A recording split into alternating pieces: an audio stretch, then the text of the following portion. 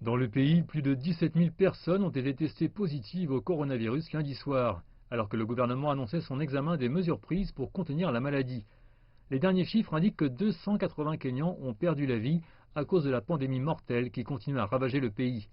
Le pays d'Afrique de l'Est suscite des inquiétudes en raison de l'augmentation massive des infections chez les jeunes Kenyans. La dure réalité est que nous sommes en guerre avec un ennemi invisible, impitoyable et implaçable. En temps de guerre, aucune pitié n'est montrée par l'une ou l'autre des parties. En temps de guerre, la survie est la clé.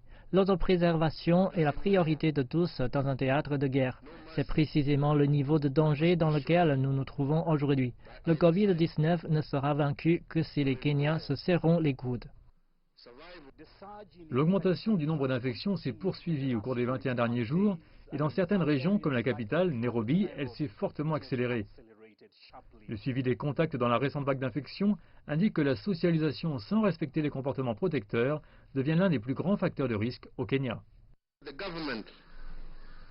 Le gouvernement ne peut pas faire la police concernant la moralité de ses citoyens. Ils doivent trouver un équilibre entre leurs droits individuels et leurs responsabilités les uns envers les autres. Le gouvernement kényan a mis fin à la vente des boissons alcoolisées et des autres boissons dans les restaurants du pays avec effet immédiat pour les 30 prochains jours.